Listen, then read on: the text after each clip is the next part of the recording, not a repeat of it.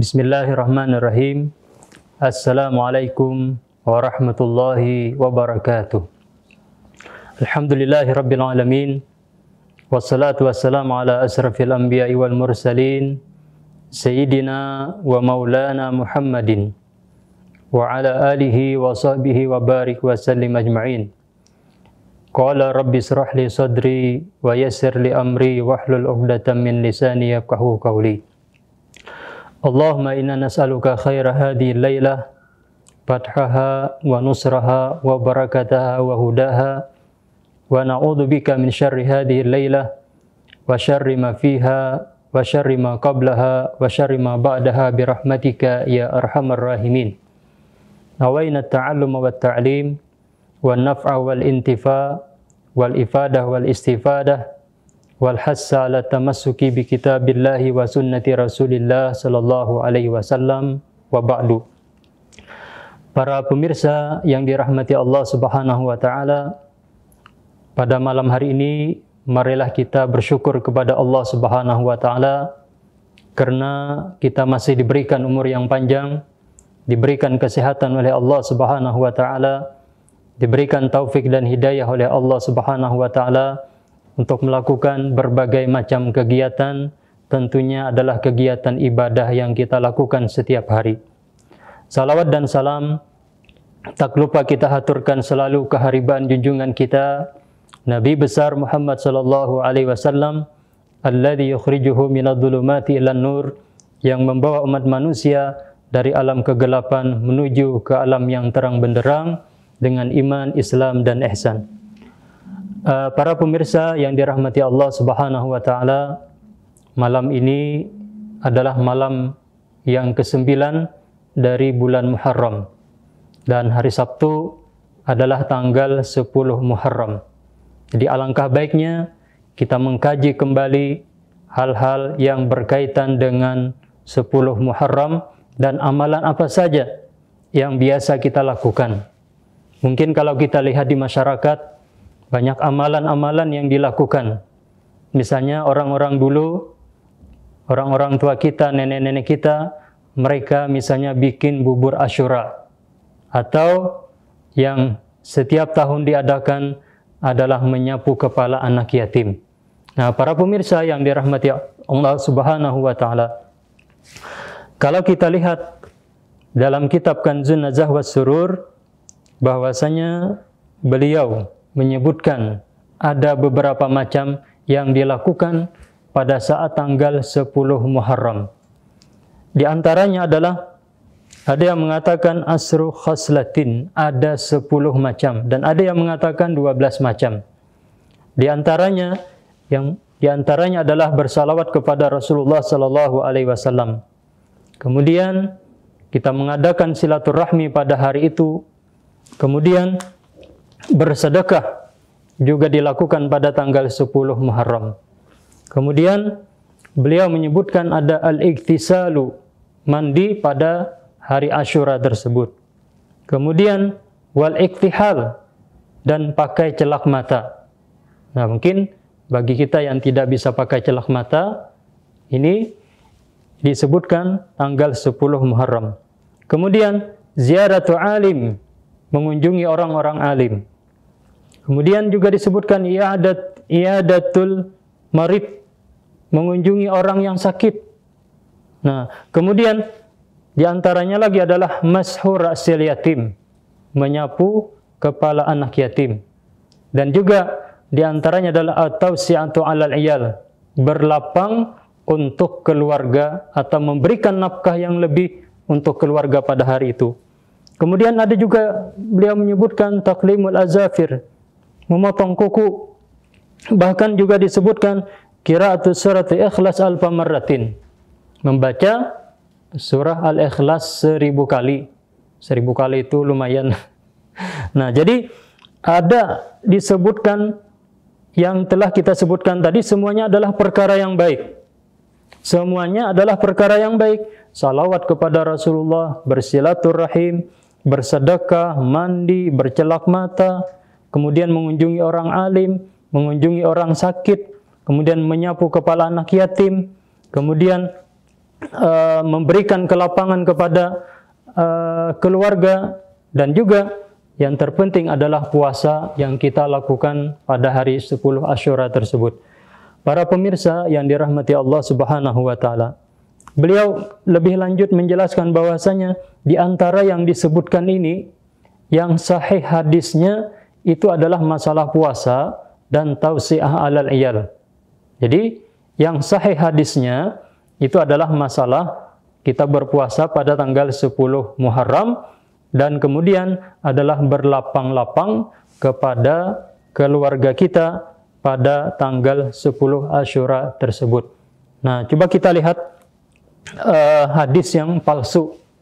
Di antaranya hadis yang palsu adalah, kalau bisa cek nanti bisa lihat kitab Al-Mawdu'at Libni Zawji. Di sana disebutkan, kalau mau mencari halamannya 268. Di sana disebutkan, ada hadis yang panjang disebutkan. Nah, wa man iktasala yauma Asyura lam yamrad maradan illa maradal maut. Siapa yang mandi pada hari Asyura, dia tidak akan sakit kecuali sakit yang itu akan membawa kematian. Ini hadisnya hadis palsu. Jadi, lalu bagaimana kalau ada orang mandi pada hari Asyura? Silahkan mandi, tapi tidak memakai hadis ini. Nah, kemudian ada lagi, man iktahala yauma Asyura lam tarmat ainuhu tilka sanah kullaha. Siapa yang memakai celak mata pada hari Asyura, maka matanya tidak akan sakit 1 tahun. Nah, ini juga hadisnya hadis palsu. Nah, kemudian ini juga, wa man amarra yadahu ala rasi yatimin faka'annama barra yatama waladi adama kullahum. Siapa amarra yadahu, amarra ini artinya melewatkan, melalukan, menyapukan tangannya kepada kepala anak yatim, faka'annama barra yatama waladi adama kullahum. Maka seakan-akan dia berbuat baik kepada seluruh yatim anak manusia semuanya. Nah, ini juga hadis palsu. Lalu bagaimana dengan kegiatan kita yang setiap tahun itu mengadakan acara menyapu kepala anak yatim? Apakah ini juga termasuk yang dilarang atau bagaimana? Maka para pemirsa yang dirahmati Allah Subhanahu wa taala, pada masalah ini perlu kita jelaskan bahwa yang tidak sahih itu adalah hadis tentang keutamaannya. Karena yang disebutkan tadi tentang keutamaan orang yang menyapu kepala anak yatim, seakan-akan dia berbuat baik kepada seluruh anak yatim yang ada di muka bumi ini. Nah, itu adalah hadisnya hadis palsu. Tapi masalah menyapu kepala anak yatim kita bisa lakukan pada tanggal 10 Muharram. Kenapa? Kita ambil hadis yang lain. Jadi kalau kita pandang dari hadis segi keutamaannya tadi, siapa yang menyapu kepala anak yatim pada hari Asyura, maka dia sama berbuat baik kepada seluruh anak yatim yang ada di dunia. Maka itu hadisnya hadis palsu. Tapi yang kita ambil di sini tentang menyapu kepala anak yatim itu memang adalah disunahkan oleh Rasulullah SAW. Kenapa disunahkan? Karena pada suatu hari ada seorang laki-laki syaka rajulun ila Nabi SAW. Ada seorang laki-laki yang mengadu kepada Rasulullah SAW. Kita bacakan hadisnya supaya jelas. An Abi Hurairah radhiyallahu anhu anna rajulan syaka ila Nabi SAW kaswata qalbihi. Ada seorang laki-laki yang mengadu kepada Rasulullah SAW kaswata qalbihi. Dia punya hati yang keras. Dia suka marah. Kalau salah sedikit langsung marah. Darahnya langsung naik. Dia mengadu kepada Rasulullah, "Ya Rasulullah, apakah ada obat untuk saya yang keras hatinya?" Lalu Rasulullah SAW beliau mengatakan, "In aratta, jikalau engkau ingin ayyalina qalbaka, supaya hatimu lembut, fa'at imil masakin, maka berilah makan kepada orang-orang miskin, wamsah ra'sal yatim, dan sapulah kepala anak yatim. Nah, ini berarti tanggal 10 Muharram itu mungkin kita ngambilnya hadis ini. Jadi kalau hadis yang tadi itu hadisnya palsu. Tapi kalau ini hadisnya sahih. Jadi kalau hendak hati kita lembut, maka kata Rasulullah, maka sapulah kepala anak yatim. Nah, jadi kemudian juga ada riwayat yang lain dari Abi Hurairah, bahwasanya seorang laki-laki, rajulun yashku kaswata qalbihi, ada seorang laki-laki yang mengadu kepada Rasulullah bahwasanya hatinya sangat keras. Lalu Rasulullah mengatakan, atuhibba, apakah engkau ingin bahwasanya Allah akan melembutkan hatimu, wa tudrika hajatak, dan Allah akan kabulkan hajat engkau. Maka Rasulullah mengatakan, irhamil yatim, berilah rahmat, berilah kasih sayang kepada anak yatim, wamsah ra'sahu, dan sapulah kepalanya, wa at'imhu min ta'amika, dan berilah makan dari makananmu, maka itu akan bisa memberikan pengaruh untuk menjadikan hati kita lembut. Kemudian wa tudrik hajatak, dan Allah akan mengabulkan hajat kita semua. Para pemirsa yang dirahmati Allah Subhanahu wa taala. Jadi pada saat kita menyapu kepala anak yatim, silahkan Anda ada hajat, ada keperluan, ya Allah, dengan berkat saya menyapu kepala anak yatim ini, mudah-mudahan Allah mengabulkan hajat saya. Yang tidak punya rumah, ya Allah, dengan berkat misalnya menyapu kepala anak yatim ini, mudahan tahun ini punya rumah. Yang belum punya mobil atau mau beli mobil, misalnya, ya Allah, dengan berkat menyapu kepala anak yatim ini, tahun ini mudah-mudahan dapat mobil. Yang atau apa punya hajat, misalnya yang belum punya istri, ya Allah, mudah-mudahan ya Allah dengan berkat menyapu kepala anak yatim ini, ya, diberikan hajat, diberikan, dimudahkan istrinya, dimudahkan dapatnya. Karena ini dari Rasulullah, wa tudrik hajatak, dan engkau mau mendapatkan hajatmu, maka ini perlu kita lakukan, menyapu kepala anak yatim. Dan menyapu kepala anak yatim itu tidak mesti harus pakai minyak misalnya, dan kita mungkin melihat kasihan, ada yang meanukan tangannya ke minyak, disapukan ke kepala anak yatim. Jadi boleh saja, tidak harus pakai minyak. Tapi kalau pakai minyak pun tidak jadi masalah juga. Nah, kasihan anak yatimnya pakai apa sini? Pakai handuk supaya minyaknya jangan gugur ke bawah atau pakai tisu. Jadi kalau pakai minyak lah sedikit aja, sedikit. Nah, lalu para ulama juga menjelaskan bagaimana caranya kita menyapu kepala anak yatim itu. Disebutkan, waqad zakaral ulama tariqatul masyi ala ra'sil yatim. Dan para ulama menyebutkan bagaimana cara menyapu kepala anak yatim itu, wa huwa ayyamsaha ra'sahu min a'lahu ila muqaddimi. Yakni menyapunya bagaimana? Min a'la, dari atas. Jadi dari atas bisa ke depan, dari atas bisa ke belakang. Jadi letakkan tangan di sini, kemudian sapukan ke depan, atau dari atas ke bawah. Kalau dari bawah ke atas itu wallahu alam tidak ada. Jadi yang ada itu min a'la, dari atas sampai ke depan, atau dari atas ke belakang. Para pemirsa yang dirahmati Allah Subhanahu wa taala. Kemudian yatim di sini, yang dimaksud dengan yatim itu adalah, kalau kita manusia, itu adalah orang tuanya sudah meninggal, bapaknya sudah meninggal. Kalau ibunya meninggal, itu bukan yatim, itu namanya apa?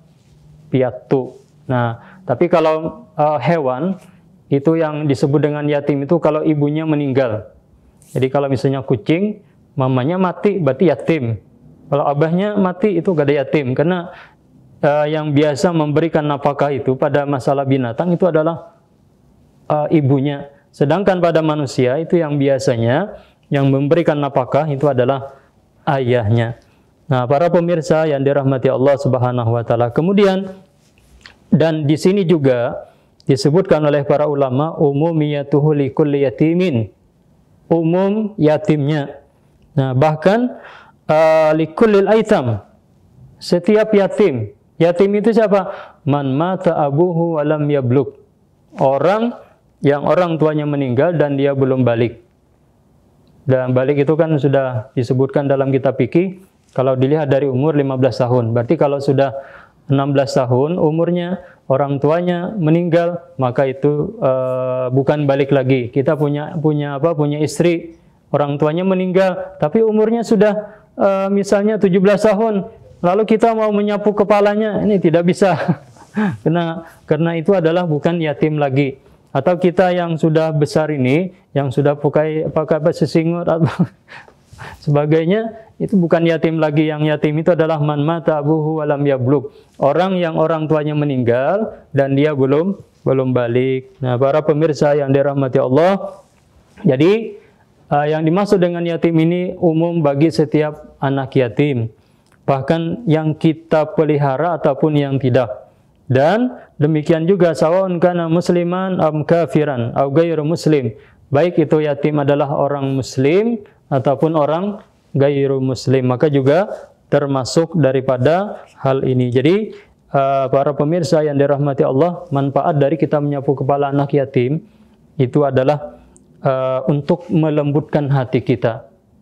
Dan diantaranya lagi adalah supaya Allah mengabulkan hajat kita semua. Jadi itu masalah anak yatim. Jadi yang tidak sahih hadisnya itu adalah hadis tentang kelebihannya tadi. Yang mana kelebihannya tadi disebutkan dalam hadis dalam kitab Al-Mawdu'at Libni Zawji, orang yang menyapu kepala anak yatim maka seakan-akan dia berbuat kebaikan kepada seluruh anak yatim yang ada di dunia ini. Maka kalau dilihat dari itu, maka hadisnya hadis palsu. Tapi kalau kita lihat daripada hadis yang lain, maka bisa saja kita mengamalkan hadis yang lain itu. Tapi juga perlu kita perhatikan bahwasanya jangan sampai kita misalnya hanya setahun sekali untuk memberikan sumbangan kepada anak yatim, atau nanti saya bulan Muharram aja nanti memberikan bantuan kepada anak yatim karena pahalanya besar. Nah, maka ini harus juga kita luruskan. Jadi menyapu kepala anak yatim bukan hanya pada bulan Muharram tanggal 10 Asyura, tapi juga mereka memerlukan bantuan setiap hari bagi kita yang punya dana lebih. Bahkan Rasulullah mengatakan, ana wa kafil yatim kahada. Kata Rasulullah, saya dan orang yang memelihara anak yatim nanti di surga seperti ini. Artinya Rasulullah mengatakan orang yang memelihara anak yatim akan dekat dengan Rasulullah sallallahu alaihi wasallam. Para pemirsa yang dirahmati Allah Subhanahu wa taala. Kemudian yang hadisnya sahih juga adalah berpuasa. Nah, ini tentang puasa. Bagaimana tentang puasa? Ini sudah ma'ruf, sudah masyhur, sudah kita ketahui bahwasanya ketika Rasulullah sallallahu alaihi wasallam datang ke kota Madinah dan pada saat itu beliau melihat orang-orang Yahudi sedang berpuasa pada tanggal 10 Muharram. Nah, lalu Rasulullah mengatakan, kami lebih berhak daripada kalian untuk berpuasa. Maka Rasulullah Shallallahu Alaihi Wasallam pun menyuruh para sahabat untuk berpuasa pada tanggal 10 Muharram. Kemudian, illa annahu Shallallahu Alaihi Wasallam amara dzalika bi mukhalafatil yahud. Tetapi Rasulullah Shallallahu Alaihi Wasallam beliau menyuruh para sahabatnya untuk berbeda dengan Yahudi. Kenapa? Kalau orang-orang Yahudi, mereka puasanya cuma tanggal 10 Muharram. Nah, bagaimana supaya kita berbeda dengan Yahudi? Maka kata Rasulullah, maka anjuran dari Rasulullah, ayyusama al-ashri wa yauman qablahu wa huwa tasi wa yauman ba'dahu wal hadi asyar. Maka supaya jangan sama dengan Yahudi, maka kita bisa berpuasa sehari sebelum 10, berarti 9, 10. Atau sehari setelah 10, berarti 10, 11. Nah, maka Rasulullah SAW bersabda, sumu yauman qablahu au yauman ba'dahu khaliful yahud. Berpuasalah sebelum 10 dan berpuasalah sehari sesudahnya supaya berbeda dengan Yahudi. Para pemirsa yang dirahmati Allah Subhanahu wa taala, adapun puasa Asyura ini ada empat cara. Nah, 4 cara. Yang pertama, kita puasa tanggal 10 saja. Ini cara yang pertama. Misalnya saya tidak bisa puasa hari Jumat karena capek atau ada kerjaan, hari Ahad juga tidak bisa puasa, maka puasa hari Sabtu. Nah, yang ketiga, bukan yang kedua. Yang pertama tadi puasa pada tanggal 10 Muharram. Yang kedua 9-10. Berarti sehari sebelum puasa Asyura. Jadi 9-10. Yang ketiga 10-11. Yang keempat puasa 3 hari. Berarti Jumat, Sabtu, Ahad. Nah, aku tidak, misalnya ada orang mengatakan, tidak bisa puasa pada tanggal 10, tanggal 11 saya nggak bisa. Karena sudah di luar. Jadi yang intinya itu adalah tanggal 10 Muharram. Nah, bagi kita yang bisa berpuasa, maka mudah-mudahan kita sama-sama bisa melakukan berpuasa. Karena Rasulullah mengatakan, bahkan mudah-mudahan itu katanya, kata Rasulullah, ahtasib ayyukaffirallah, bahwasanya Allah akan mengampuni dosa yang lalu selama 1 tahun. Nah, para pemirsa yang dirahmati Allah Subhanahu wa Ta'ala. Kemudian ada juga yang perlu kita jelaskan, yaitu adalah yang hadisnya sahih, itu adalah masalah at-tawsi'atu 'alal iyal. Ini hadisnya sahih. At-tawsi'atu 'alal iyal itu artinya adalah pada hari itu, pada tanggal 10 Muharram, kita dianjurkan untuk memberikan nafkah yang lebih buat keluarga kita. Kalau bahasa Banjarnya itu manyamani keluarga, manyamani anak, manyamani bini, manyamani tetangga-tetangga kita. Bahkan ada juga para ulama mengatakan kalau di Arab itu mereka bikin pul, bikin kacang atau bikin yang lainnya. Nah, ada yang mengatakan, ada yang bertanya, bagaimana itu dilakukan? Kalau mereka berniat untuk at-tawsi' 'alal iyal, maka itu tidak jadi masalah. Atau misalnya kebiasaan kita misalnya bikin bubur Asyura. Nah, masih bikin bubur Asyura di kampung? Nah, terkadang itu 41 macam rempah-rempah dimasukkan. Nah, wallahualam ini mungkin masih berlanjut atau tidak. Nah, kalau kita niatkan untuk tawsi' 'alal iyal, maka itu juga termasuk daripada hal itu. Coba kita perhatikan apa pendapat ulama tentang at-tawsi' 'alal iyal ini, memberikan kelapangan kepada keluarga. Dan ini hadisnya adalah hadis sahih, hadis yang bisa kita pertanggungjawabkan dalam riwayat-riwayat hadis. Kita lihat yustahabu at-tawsi' 'alal ahli yauma Asyura. Dianjurkan, disunatkan, ini nyaman. Nah, at-tawsi' 'alal ahli, untuk memberikan nafkah pada keluarga yauma Asyura, pada hari Asyura. Nah, 5 warada an Abi Sa'id Al-Khudri radhiyallahu anhu qala Rasulullah sallallahu alaihi wasallam. Karena hadis yang diriwayatkan daripada Abi Sa'id Al-Khudri, bahwasanya Rasulullah sallallahu alaihi wasallam beliau bersabda, man wassa'a ala ahlihi, siapa yang memberikan keluasan kepada keluarganya yauma Asyura, pada hari Asyura, wassa'allahu alaihi sa'ira sanatihi, maka Allah akan memberikan keluasan rezekinya selama 1 tahun. Bayangkan kita bermodal sehari itu bermodal sehari, tapi nanti itu akan mendapatkan rezekinya lancar selama 1 tahun. Bahkan waqad qala Ibnu Abidin fi Raddil Mukhtar qauluhu haditsu tawsi' ilal akhir wassa'a ala iyalihi yauma Asyura wassa'allahu alaihi as-sanata kullaha. Dalam riwayat lain bahwasanya siapa yang memberikan keluasan rizki, memberikan nafkah yang lebih, makanan, minuman kepada keluarganya pada hari Asyura, wassa'allahu alaihi as-sanata kullaha, Allah akan memberikan kelapangan rizki untuk dirinya dan keluarganya selama 1 tahun. Wa qala Jabir jarrabtuhu arba'ina aman falam yatakhallaf.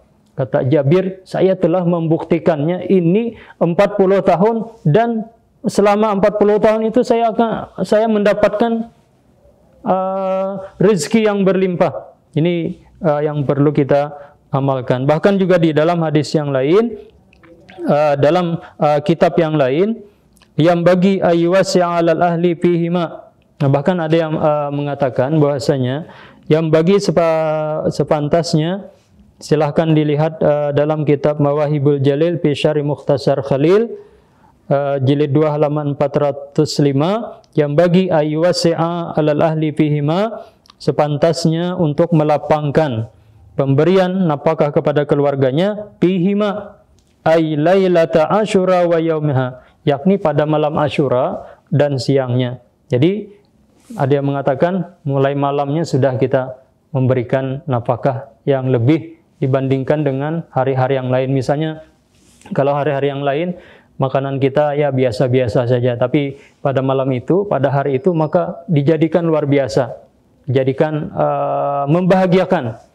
membahagiakan istri, misalnya tulah ke pasar nukar emas 100 gram kalau ada duitnya, atau membelikan apa yang disenangi oleh anak istri, apa memberikan yang disenangi oleh anak-anak yatim dan lain sebagainya. Bahkan waqala Syekh Zarruq bi Syarhi Al-Qurtubiyah, barang siapa berkata Syekh Az-Zarruq bi Syarhi Al-Qurtubiyah, beliau mengatakan fa yuwassi'u yaumahu wa lailatahu min ghairi israfin, maka hendaklah dia memberikan nafkah yang lebih pada siangnya dan malamnya, tapi ada catatannya adalah min ghairi israfin, tanpa berlebihan. Mentang-mentang misalnya kita membahagiakan anak, semua makanan dibeli, tek panggang dibeli, apalagi bawang dibeli, bali bis ya, seberataan ditukari, akhirnya israf berlebihan. Ini juga kada baik. Waqad jarraba dzalika jama'atun minal ulama'i fasaha, dan ini sudah dibuktikan oleh para ulama dan memang mujarab punya bermodal hari itu supaya setahunan lancar rezekinya. Bahkan juga disebutkan dalam kitab Tuhfatul Muhtaj, wa yusannu at-tawsi' 'alal iyal fi yaumi Asyura liwassi Allahu alaihi as-sanata kullaha kama fil hadisil hasan. Disunatkan untuk tawsi' 'alal iyal, untuk memberikan kelapangan nafkah pada keluarga pada hari Asyura dengan tujuan supaya Allah melapangkan rezekinya selama setahunan. Bahkan juga disebutkan ini sudah mujarab. Jadi banyak pendapat-pendapat ulama yang mereka mengatakan bahasanya ini bisa dibuktikan. Kalau tidak percaya silahkan buktikan. Coba buktikan tanggal 10 Muharram itu nanti diberikan kelebihan nafkah. Kalau biasanya sehari belanjanya 50.000, maka hari itu berapa? 100 misalnya, kalau sejuta kebanyakan. Nah, tapi ini juga hal yang perlu kita perhatikan, bahwasanya disebutkan di sini memang itu dianjurkan. Wa yustahabu fi at-tawsi' 'alal iyal wal aqarib. Disunatkan, dianjurkan untuk melapangkan rezeki atau memberikan nafkah kepada keluarga dan kepada tetangga. Wa tasadduq 'alal fuqara wal masakin, bersedekah kepada fakir miskin, min gairi takallufin, tanpa ada dibebani. Kalau misalnya kita sampai berhutang, nah itu juga tidak baik. Nah kan berhutang akhirnya tidak bisa membayar. Nah para pemirsa yang dirahmati Allah, bagaimana kalau fa illam yajid syai'an? Nah tidak ada yang bisa kita berikan untuk keluarga, apalagi tanggalnya tanggal Tuha, bulannya bulan Tuha.